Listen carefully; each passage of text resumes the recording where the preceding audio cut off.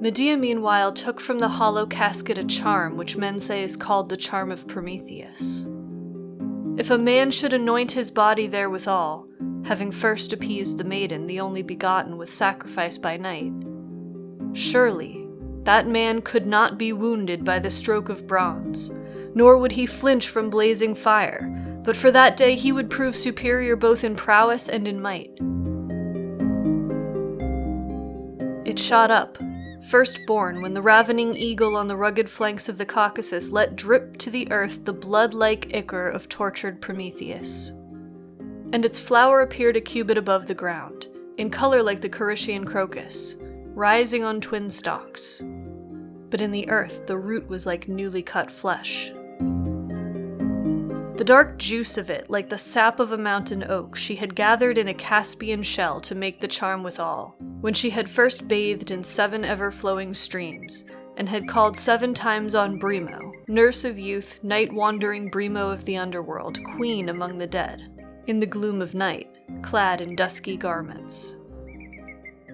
And beneath, the dark earth shook and bellowed when the Titanian root was cut, and the son of Iapetus himself groaned, his soul distraught with pain. And she brought the charm forth, and placed it in the fragrant band which engirdled her. Soon he appeared to her longing eyes, striding along loftily, like Sirius coming from the ocean, which rises fair and clear to see, but brings unspeakable mischief to flocks. Thus then did Aeson's son come to her. And forth from her fragrant girdle ungrudgingly she brought out the charm, and he at once received it in his hands with joy.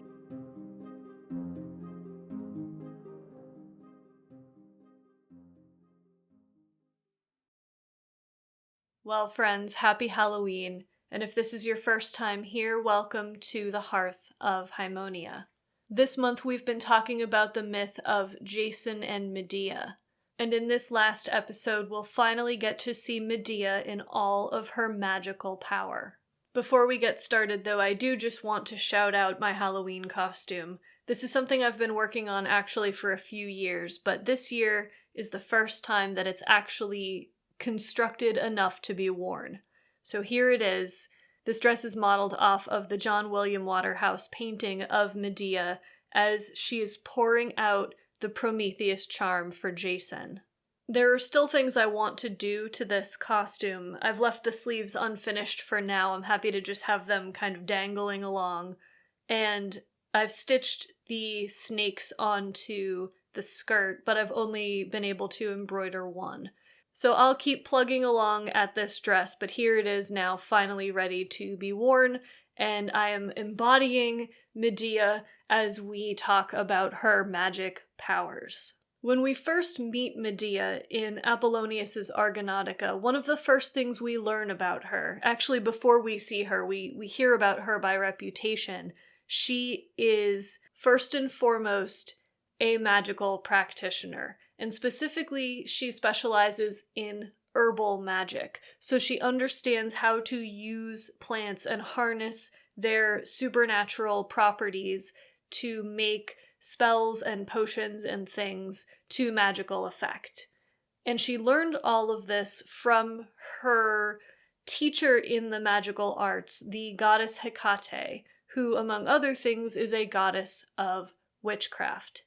Medea is a priestess of Hecate, and she has studied this kind of magic, which in Greek is called pharmakeia, and so that's why she can do the things that she does. And her role in the myth is primarily to practice magic. We learn at the very beginning that Hera, or in the Roman versions, Juno, wants to use Medea both to help Jason on his quest to get the Golden Fleece, but also she anticipates that Jason will bring Medea back to Greece with her so that she can wreak havoc on Pelias, who is at odds with Hera. So Hera/Juno seeks Medea out specifically because of her magic, as does Jason. When Jason first hears about Medea before he ever lays eyes on her, one of the sons of Phrixus tells him that she has these magical powers, and that if he can only convince her to help him, he might be able to survive when he's trying to complete the challenges that her father Aeetes has set.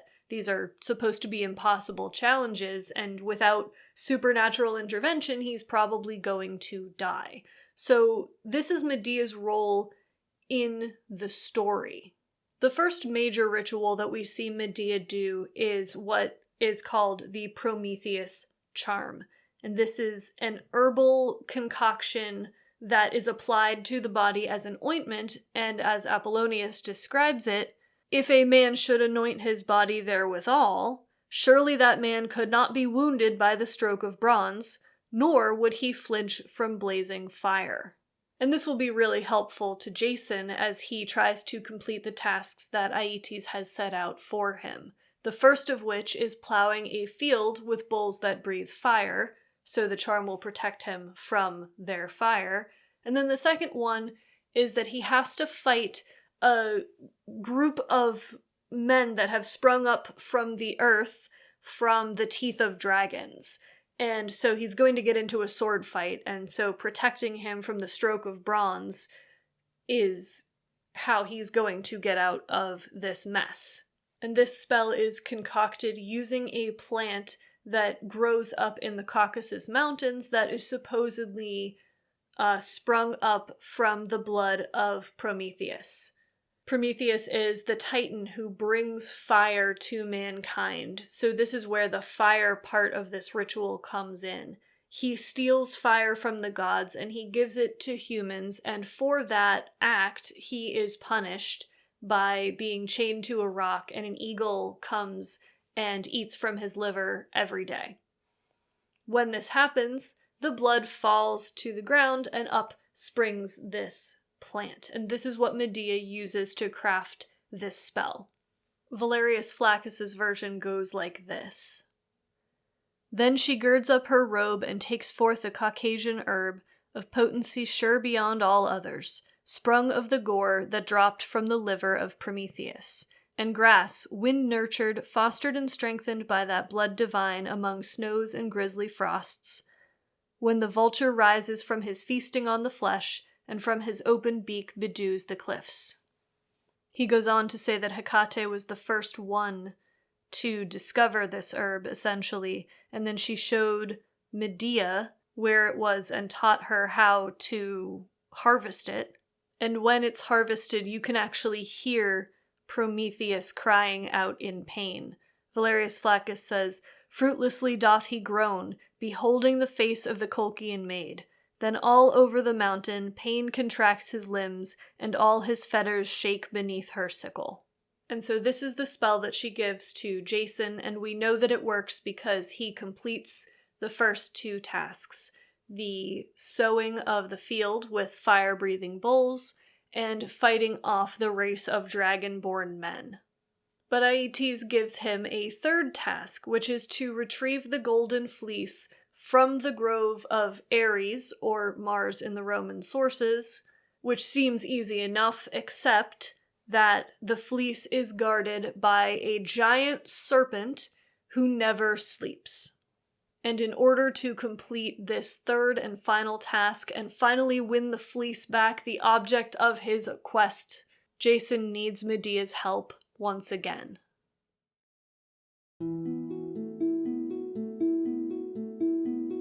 And they too by the pathway came to the sacred grove, seeking the huge oak tree on which was hung the fleece, like to a cloud that blushes red with the fiery beams of the rising sun.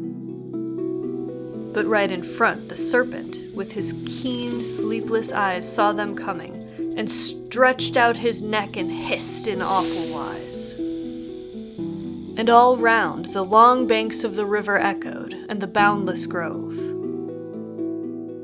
Those heard it, who dwelt in the Colchian land very far from Titanian Aia, near the outfalls of Lycus, the river which parts from the loud-roaring Araxes, and blends his sacred stream with Phasis, and they twain flow on together in one and pour their waters into the Caucasian Sea.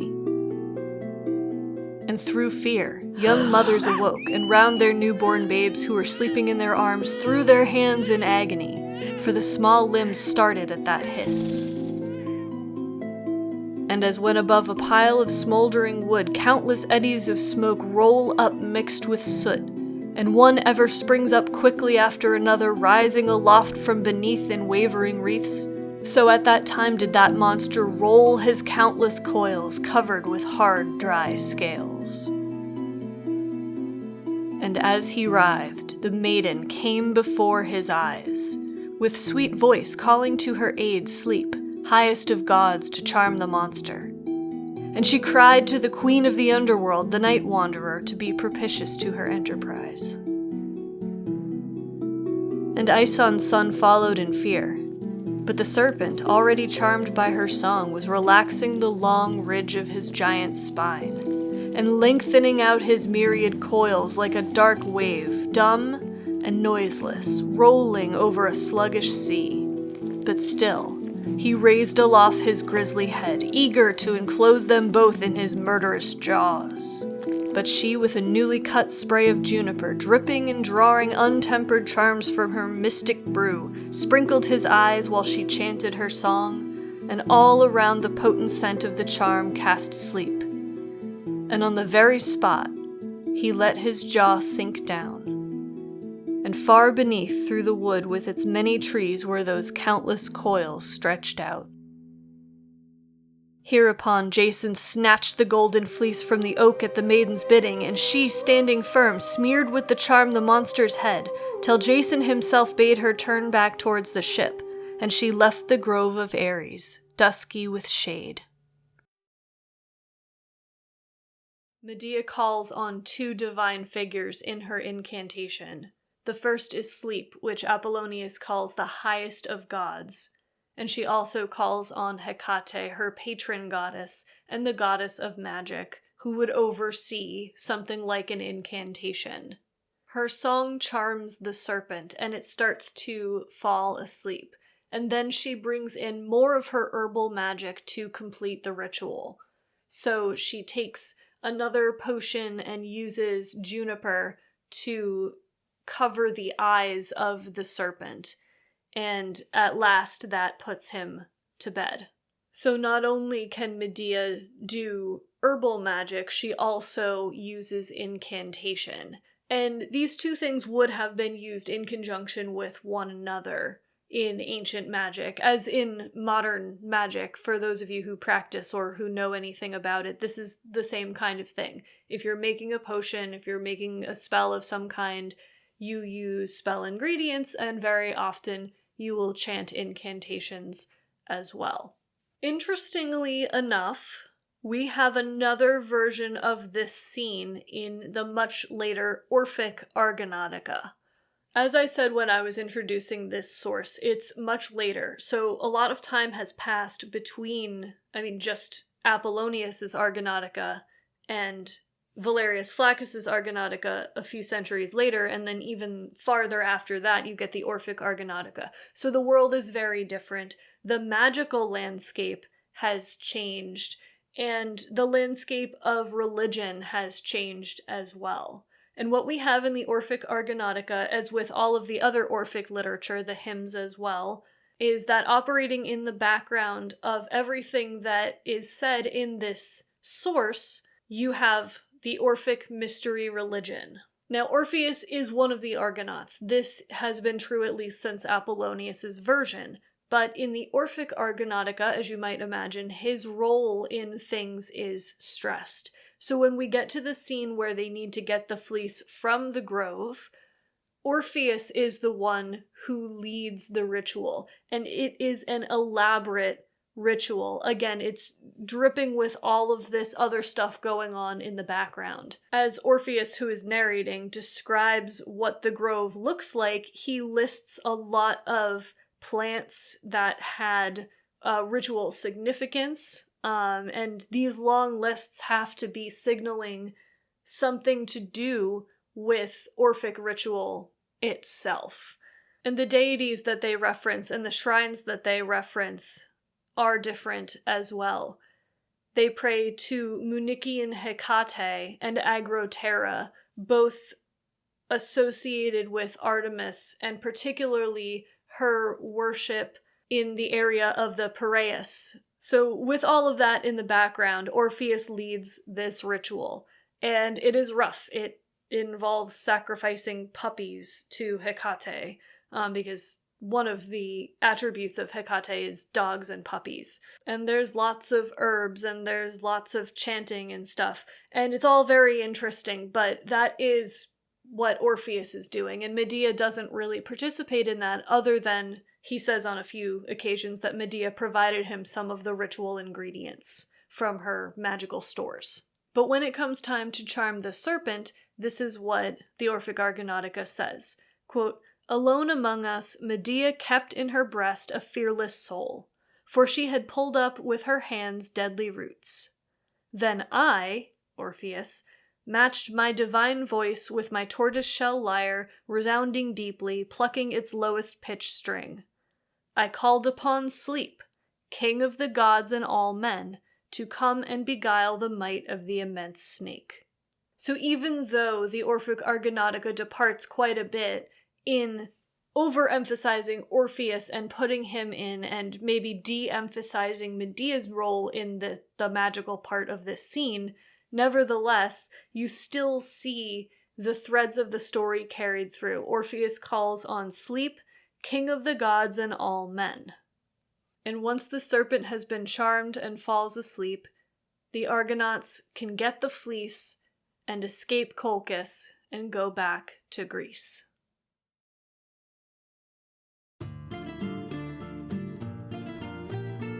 In Thessaly, mothers and aged fathers brought gifts to the gods in thanks for their son's return.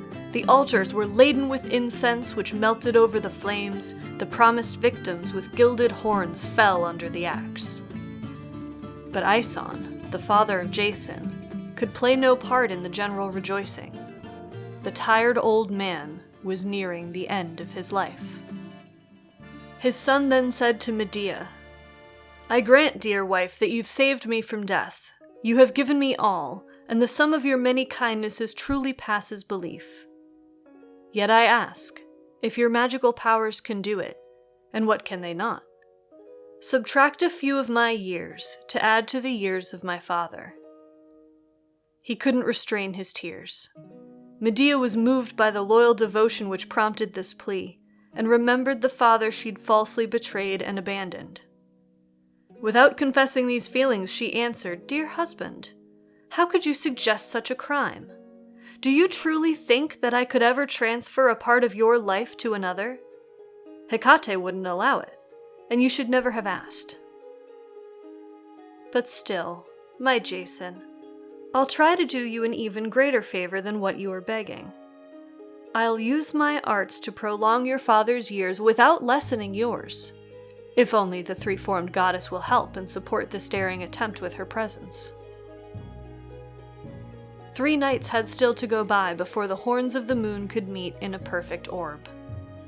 When it shone at last in its fullness, and gazed on the earth below with all its glory restored, Medea stole out of the palace. Her robes hung loosely about her, her feet were unshod, and her unbound hair flowed over her shoulders. All on her own, in the deadly stillness of deep midnight, she followed her wandering path. Other people, the birds and the beasts, were softly buried in sleep. Not a sough could be heard in the hedgerows. The leaves were silent and still, silent in the dank air, motionless all but the twinkling stars. Extending her arms to the spheres, she turned full about 3 times. 3 times she sprinkled her head with water drawn from the stream. 3 times she opened her lips to utter a piercing cry. Then, kneeling down on the hard earth, prayed, "O night, most faithful keeper of secrets, you golden stars who companion the moon in succeeding the fires of the day. Hecate, 3-formed goddess, who knows of my deep designs, and comes when invoked to assist the spells of skillful magicians. Earth, who yields all enchanters the potent herbs for their witchcraft. Breezes and winds of the air, you mountains and rivers and lakes, gods of the forest and gods of the night, be here with me all. By your aid, whenever I will, to the bank's amazement the rivers return to their fountainhead. By your aid, I can quieten the troubled seas or ruffle their calm with my spells. By your aid I can banish the clouds or cause them to gather. I summon and scatter the winds. With my incantations I force fanged serpents to split their skins. I dislodge the rocks and uproot the trees, shift forests and order the mountains to tremble, the earth to rumble, and spirits to rise from their graves. I can draw down the moon from the sky, no matter how loudly the cymbals may clash to avert it. The sun, my grandfather's chariot, pales at my song, and my poisons can rob the dawn of her color. At my request, you deities blunted the force of the fire-breathing bulls and bowed their heads underneath the weight of the hooked plow. You forced the brood of the dragon's teeth to savage each other, and after you closed the eyes of the sleeplessly vigilant serpent who guarded the gold, you stole it away and restored it to Greece. Now I have need of the juices to make an old man in his weakness recover his youthful strength and return to the bloom of his prime. You will grant them, I know. The stars are not twinkling so brightly in vain, and it must be at your command that my chariot drawn by winged dragons is ready to take me. And there stood her car, sent down from the sky.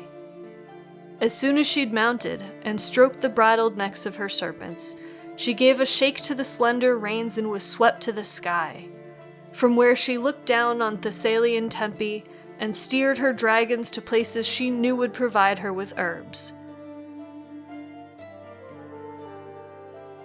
9 days, 9 nights went by, as, drawn by her team of winged dragons, she roamed the whole of the region to gather those herbs of renewal. And then she returned. The dragons had only inhaled the scent of the plants, but their skins were old with the years and they sloughed them off. On reaching the palace, she halted outside the doors and the threshold, with only the sky to cover her head, and avoiding her husband's embraces to keep herself pure, she built 2 altars of green turf, one on the right to Hecate, one on the left to the goddess of youth. When she'd twined these round with branches and leaves from the woodland, she dug 2 pits in the earth close by, and started her ritual sacrifice. First, she plunged her knife in the throat of a black-fleeced victim, whose blood was allowed to flow in the open trenches. Then, as she tipped a bowl of honey to add to the liquid, followed in turn by a chalice of milk still warm from the udder, she chanted her incantation and called on the spirits of earth together with Pluto, the king of shades, and his stolen consort, to wait before they purloined the life in the old man's body. Now that she had soothed these gods with her long, low-muttered petitions, she ordered the servants to carry the feeble body of Aeson outside. Then, intoning a spell till sleep had fully relaxed him, she laid him out, as though he were dead, on a bed of herbs. The old king's son and attendants were ordered to stand far off, and not to look with unhallowed eyes on her secret mysteries. All dispersed as she bade. With hair flowing loose like a bacchant, Medea circled the blazing altars. She dipped 2 split-wood torches into the trench, and, once they were steeped in the sheep's black blood, she set them alight at her altars, and purified Aeson thrice with fire, thrice with water, and thrice with sulfur. Meanwhile, in the brazen pot on its stand, the potent elixir was boiling, bubbling and frothing white in the rising foam. The brew consisted of roots which Medea had cut in Thessalian valleys, with corn seed, flowers, and juices as black as pitch, strange stones she had fetched from the farthest east, and sand that the ocean had washed in an ebbing tide. She had added some hoarfrost gathered by blazing moonlight, The wings and the flesh of an ominous screech owl, guts of a wolf with the power of changing its bestial features to those of a man, the scaly skin of a water snake caught in a Libyan stream, the liver drawn from a long-lived stag, with the eggs and head of a crow that had chattered for 9 generations. With these and 1,000 nameless objects, the Colchian witch was ready to work her spell, transcending the powers of a mortal.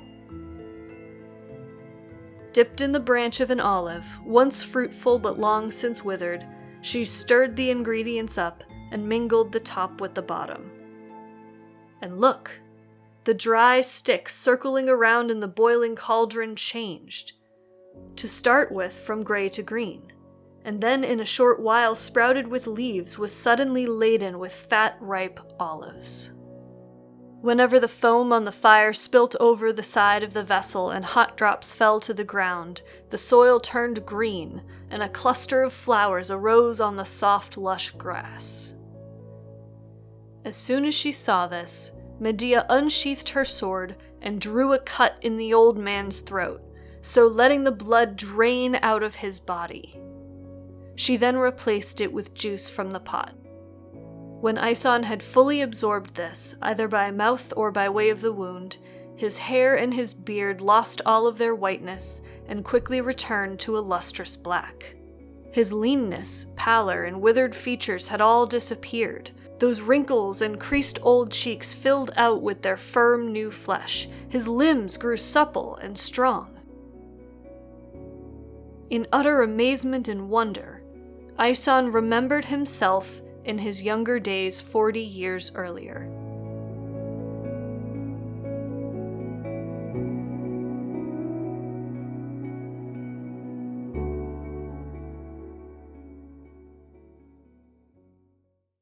There is so much to unpack here. If you saw the last video about the necromancy scene from Valerius Flaccus's Argonautica, you will know that in that version, which comes later after Ovid's version, Aeson, Jason's father, along with Jason's mother Alcimede and Jason's younger brother, who is unnamed, all die. Long before Jason comes home. In fact, right after he leaves to go and get the fleece in the first place. But that is an outlier.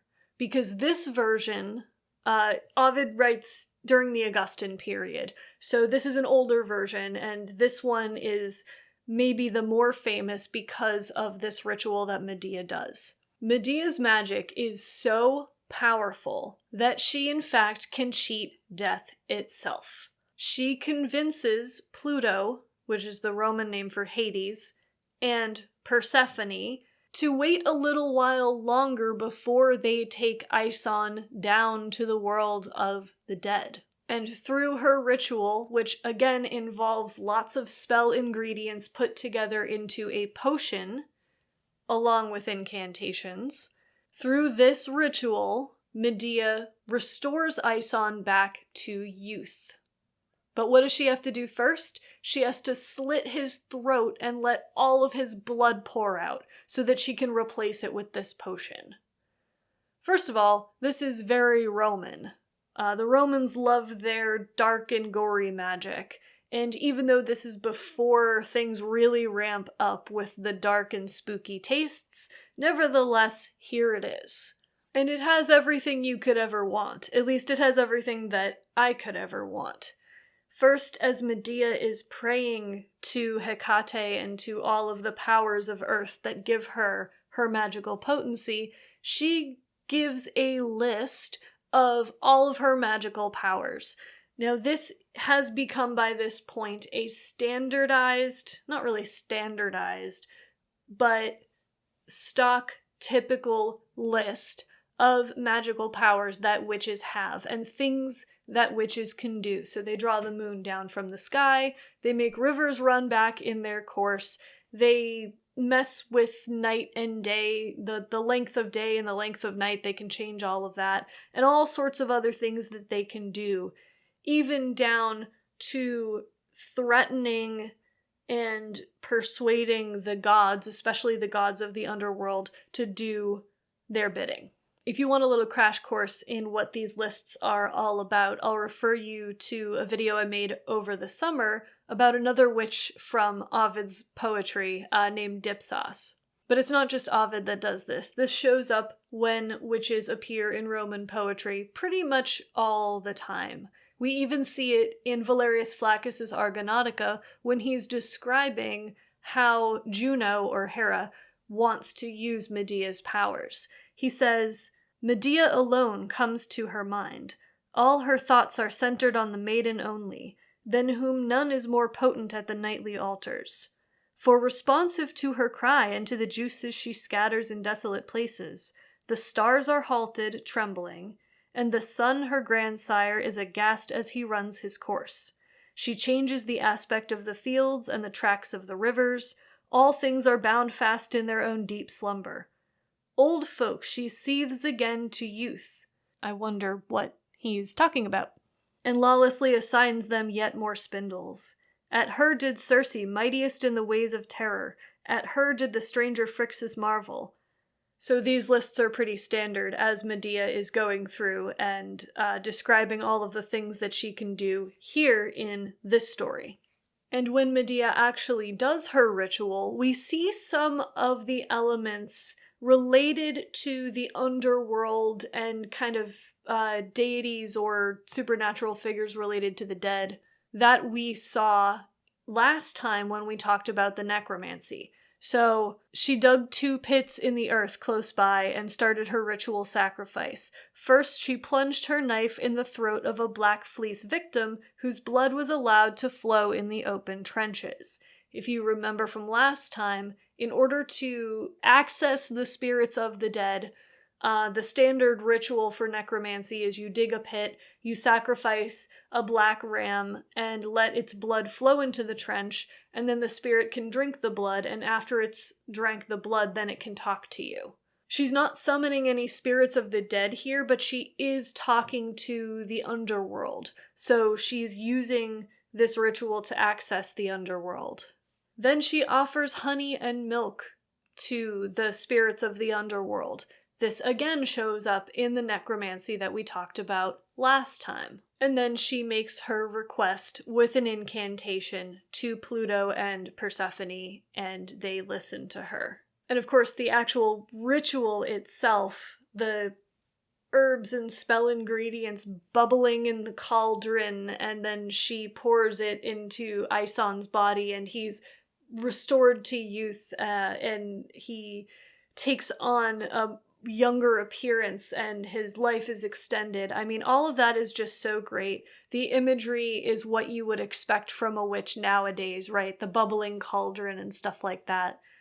Eye of rabbit, tooth of werewolf, that kind of stuff is there. And that's one of the things that makes this ritual so special. Now, up until this point, we have been watching Medea use her magic to help. First, she helps Jason, twice. Then she helps Jason's father. But as we know, Medea is not all sunshine and roses. And as Ovid continues this scene, we see things take a dark turn.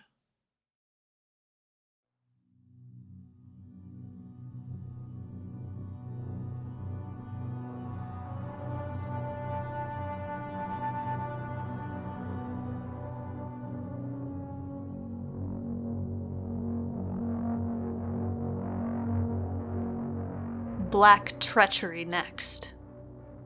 Medea, pretending that she and Jason were now estranged, took refuge in Pelias' house to implore protection.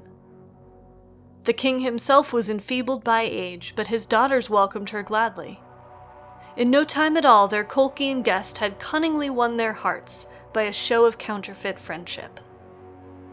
Among her signal achievements, Medea was careful to cite the rejuvenation of Aeson, and dwelt at some length on the details, so planting the hope in the gullible daughters' minds that their father could also recover the bloom of his youth with similar treatment. This they requested, and told her to name any price that she chose. Medea was quiet for a while, as though she were still undecided, keeping them all in suspense while she seemed to be mulling it over. Then, when she'd promised to help them, she said, "To prove that I really can do what I say, I shall use the power of my magic herbs to change the oldest tup in your flocks to a newborn lamb." At once the daughters brought forward a sheep, a clapped-out creature of years untold, with its horns all twisted around its forehead. Medea then thrust her Thessalian knife in its scraggy old throat — the metal was hardly stained as the blood was so thin — and plunged the carcass into the cauldron containing her potent mixture. The ram's frame shrunk, and its ears burned up along with its horns. Then a feeble bleating was heard right down in the depths of the cauldron, and while they were all still frozen in wonder, a lamb jumped out and friskily scampered away in search of an udder to suck. Pelias' daughters were quite dumbfounded, and now that Medea's claims were confirmed, they pressed their demands with greater insistence. 3 times the sun god had plunged his steeds in the streams of the Ebro and lifted their yokes. The 4th night came, and the radiant stars were glittering bright, when the treacherous visitor kindled a raging fire underneath the cauldron she'd only filled with plain water, and herbs which had no effect. The king and his guards beside him were all relaxed in a death-like sleep, induced by the magical power of the sorceress's tongue as she chanted her incantations. Medea had ordered the daughters to join her inside the palace. When all were standing around the bed, she attacked them. "Cowards! Why are you shrinking now? Unsheath those swords and empty his aged veins, so that I may refill them with youthful blood. Your father's life and his years are now dependent on you. If you have any daughterly love and your hopes are not wishful thinking, then show your father the duty you owe him, and use your weapons to purge his old age. Release his blood with the points of your swords." Lashed on by these taunts, the child whose sense of duty was strongest was first to betray it, avoiding guilt by committing a crime, and so with the others. But none could look at the wounds they were dealing. With eyes averted, they blindly, wildly stabbed at their father. Dripping with blood, he still was able to lift himself up on his elbow. Though covered with gashes, he tried to get up from his couch, and, braving the circle of sword points round him, extended his pale arms. "What are you doing, my children?" he cried. "Who gave you these weapons to murder your father?" Their courage failed, and they lowered their swords. He would have said more, but his words were cut off by Medea, who knifed his throat and plunged his butchered limbs into the boiling water.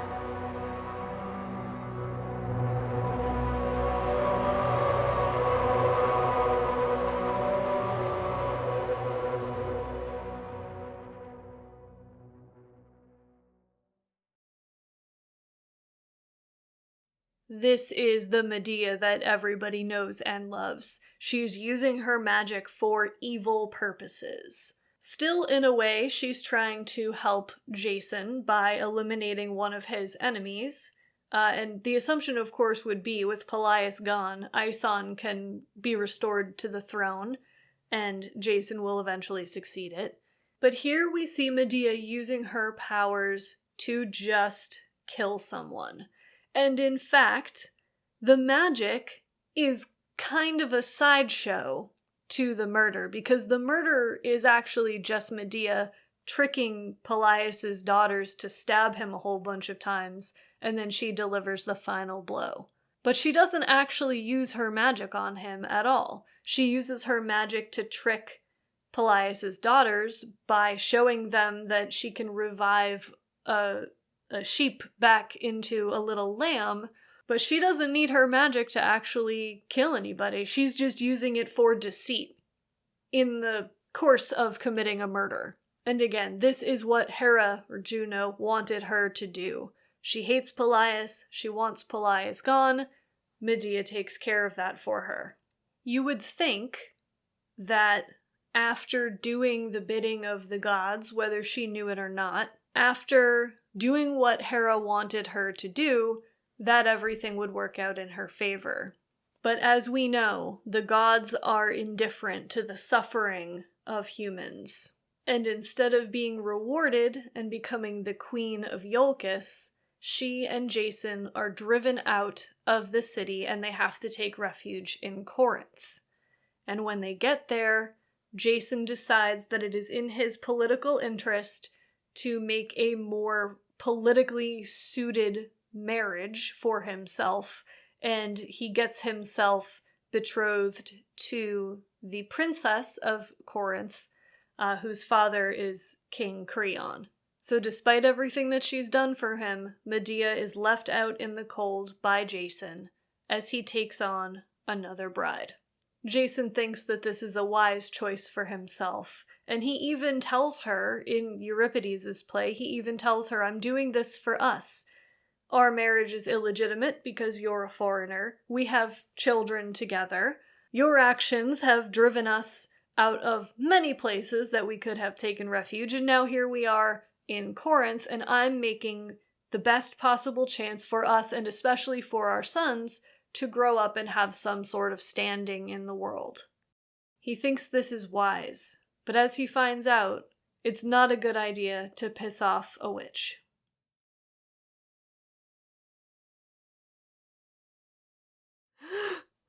My spirit quakes with horror.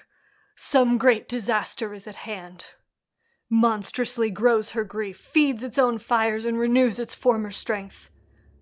Often have I seen her in frenzy, and assailing the gods, drawing down the sky. But greater than such deeds, greater is the monstrous thing Medea is preparing. For now, that with maddening steps she has gone out and come to her baleful shrine, she lavishes all her stores, and brings forth whatever even she herself long has dreaded, and marshals her whole train of evil powers, things occult, mysterious, hidden. And, supplicating the grim altar with her left hand, she summons destructive agencies, whatever burning Libya's sands produce, what Taurus, stiff with arctic cold, holds fast in his everlasting snows, and all monstrous things. Drawn by her magic incantations, the scaly brood leave their lairs and come to her. Here, a savage serpent drags its huge length along, darts out its forked tongue, and seeks against whom it is to come death-dealing. Hearing her incantation, it stops in amaze, knots its swollen body into writhing folds, and settles them into coils. "Petty are the evils," she cries, "and cheap is the weapon which deepest earth begets. From heaven will I seek my poisons. Now is the time to set in motion some plan deeper than common guile. Hither let that serpent descend which lies like a vast rushing stream, whose huge folds the two beasts feel, the greater and the less, the greater used by Pelasgians, by Sidonians the less. Let Ophiuchus at last relax his choking grip and give the poisons vent. In answer to my incantations, let Python come, who dared to attack the twin divinities. Let Hydra return, and every serpent cut off by the hand of Hercules, restoring itself by its own destruction. Thou, too, ever watchful dragon, quitting the Colchians, come thou to my aid, thou who through my incantations was first lulled to slumber." When she had summoned forth the whole tribe of serpents, she assembled her evil store of baleful herbs. Whatever trackless Eryx produces on his rocky slopes, plants that grow on heights clothed in unbroken winter, the heights of Caucasus spattered with Prometheus' gore. Plants wherewith the rich Arabians smear their arrows, and the bold Mede girt with his quiver, or the light-armed Parthians. Or those juices which under the bold pole high-born Subian women gather in Hyrcanian groves. Whatever the earth produces in the nest-building springtime, of when frozen winter has stripped the woods of their glory, and bound all things with icy fetters. All plants that bloom with deadly flower, and all whose juices breed case of death in their twisted roots, all these she handles. She seizes death-dealing herbs, squeezes out serpent's venom, and with these mingles unclean birds, the heart of a boding owl, and a hoarse screech-owl's vitals was cut out alive. Other objects the mistress of evil lays out, arranged in separate heaps. In some is the ravening power of fire, in others numbing frost's icy cold. She adds to her poison's words, no less fearsome they. But listen, her frenzied step has sounded, and she chants her incantations. All nature shudders as she begins her song. I supplicate the throngs of the silent, and you, funereal gods, murky chaos and shadowy Dis's dark dwelling place, the abysses of dismal death girt by the banks of Tartarus. Leave your punishments, ye ghosts, haste to the new nuptials. Let the wheel stop that is whirling his body, and Ixion stand on the earth. Let Tantalus in peace drink his fill of the Perennian spring. You too, whom a fruitless toil mocks with urns full of holes, ye Danaids, come hither. This day needs your hands. On one alone, my lord's new father, let a penalty rest heavier. Let the slippery stone roll Sisyphus backwards over the rocks. Now, summoned by my sacred rites, do thou, orb of night, put on thy most evil face, and come threatening in all thy forms. For thee, loosing my hair from its bands after the manner of my people, with bare feet have I trod the sacred groves, and called forth rain from the dry clouds. I have driven the seas back to their lowest depths, and the ocean, his tides outdone, has sent his crushing waves farther into the land. And in like manner with heaven's law confounded, the world has seen both sun and stars together. And you, ye bears, have bathed in the forbidden sea. The order of the seasons have I changed, the summer land has blossomed neath my magic song, and by my compelling, Ceres has seen harvest in winter time.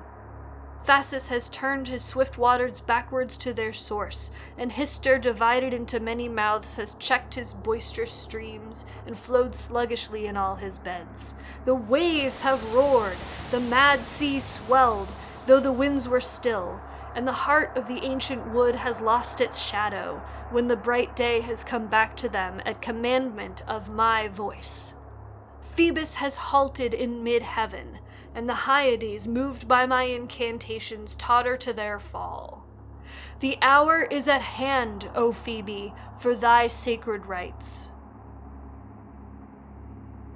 To thee I offer these wreaths wrought with bloody hands, each entwined with 9 serpent coils.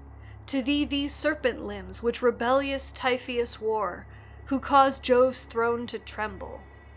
In this is the blood which Nessus, that traitor ferryman, bestowed as he expired.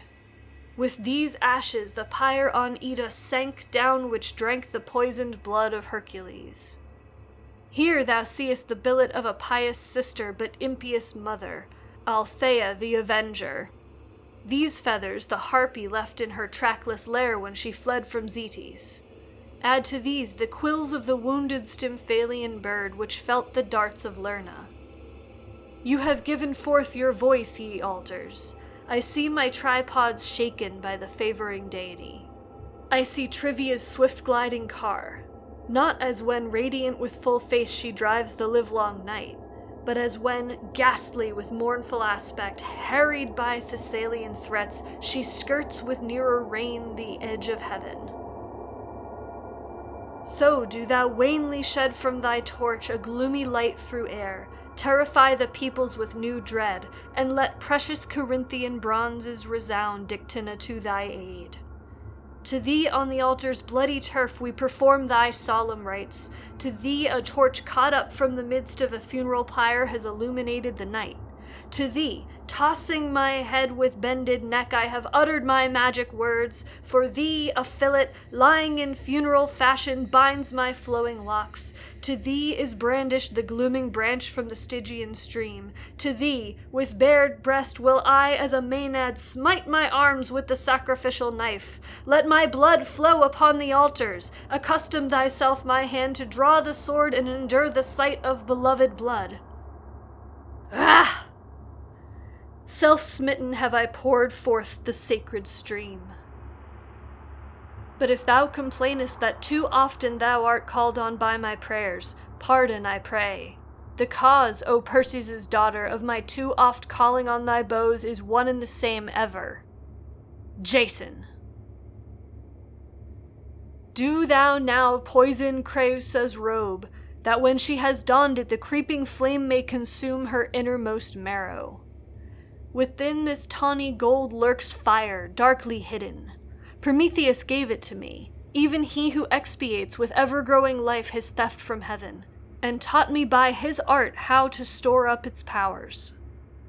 Mulciber hath also given me fires which subtly lurk in sulphur, and bolts of living flame I took from my kinsman Phaethon. I have gifts from Chimera's middle part. I have flames caught from the bull's scorched throat, which, well mixed with Medusa's gall, I have bidden to guard their bane in silence. Give sting to my poisons, Hecate, and in my gifts keep hidden the seeds of fire. Let them cheat the sight, let them endure the touch, let burning fire penetrate to hearts and veins, let her limbs melt, and her bones consume in smoke, and with her blazing locks let the bride outshine her wedding torches. My prayers are heard. Thrice has bold Hecate bayed aloud, and has raised the accursed fire with its baleful light. Now all my power is marshaled. Hither call my sons, that by their hands thou mayst send these costly gifts unto the bride.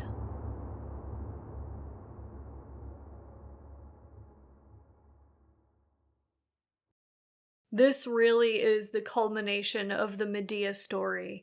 Everything that we have learned about her, all of her magic powers, all of the things that she has access to, the herbal knowledge, her collection of spells and potions, her access and relationship with Hecate and the spirits of the underworld and of witchcraft, all culminate in this act.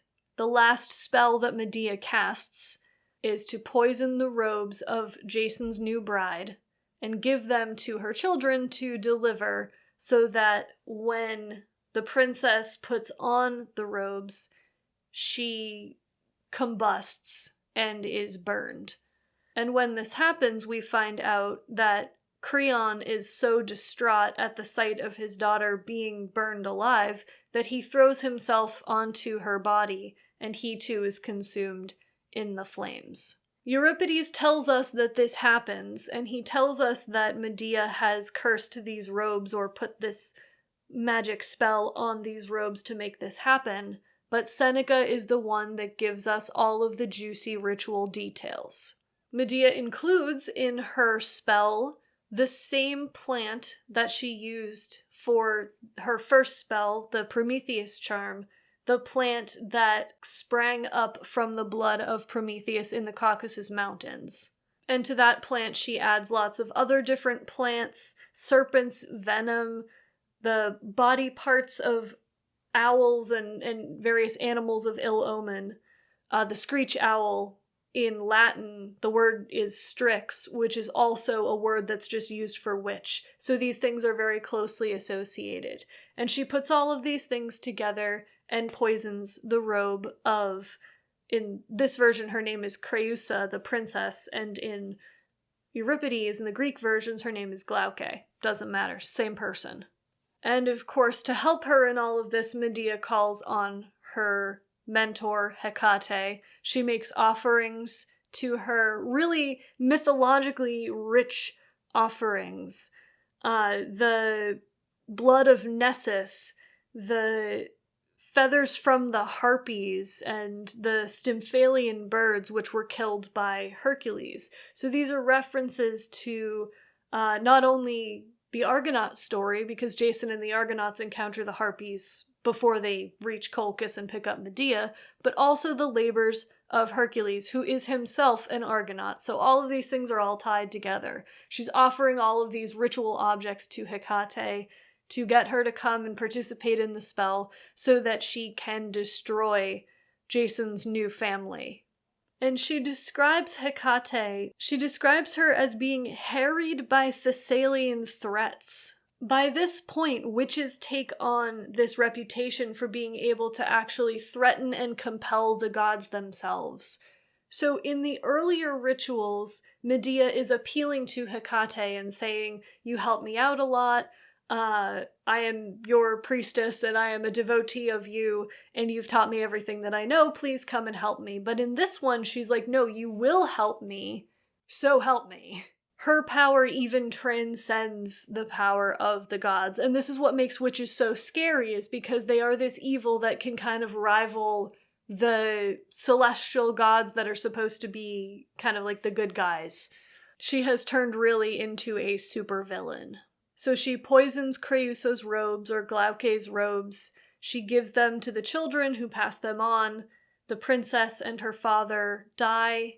And then, as we know, in her final act, still compelled by the love spell that has been put on her, and if you want a deep dive on that, I'll refer you back to the first video in the series, still under the influence of this maddened Eros, she commits the unthinkable act of murdering her own children.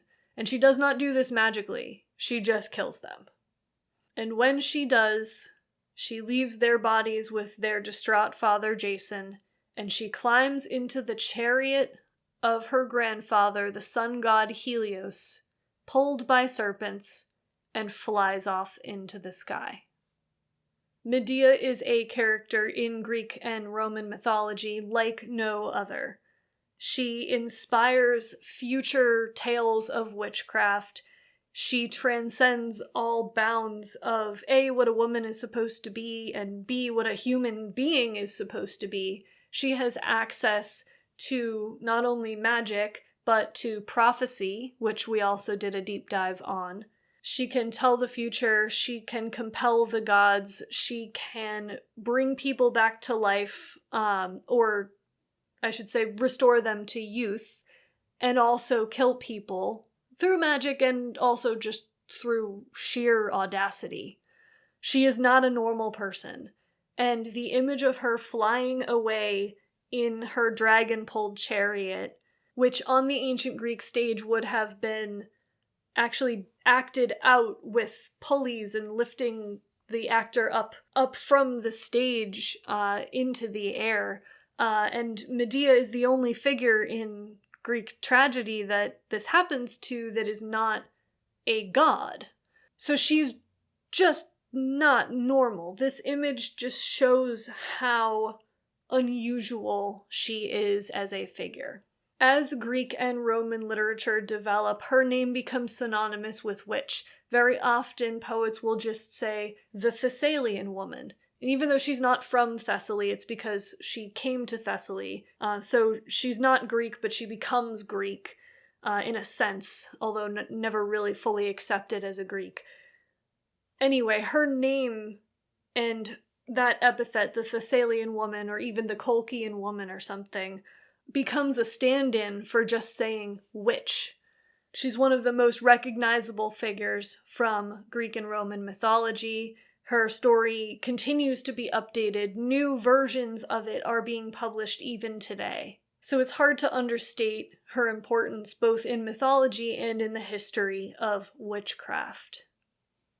So that's where I'll leave her for today and for this series.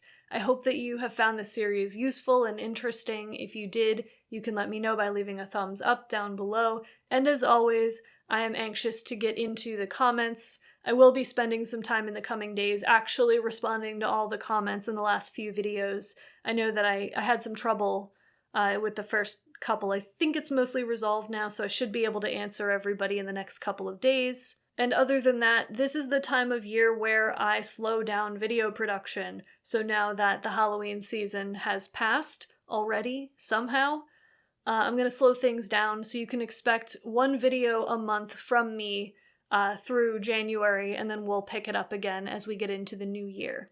So until then, I hope you have a wonderful, happy Halloween, however you're celebrating. Let me know what you're dressing up as, if you're dressing up, or what sorts of things you like to do this time of year. I'm probably going to have a fire. I'm recording this before Halloween, but I'm probably going to have a fire on Halloween. And yeah, just enjoying some spooky time with friends and family. So thank you all so much for watching. I really appreciate it. Happy Halloween, and I will see you in the next video.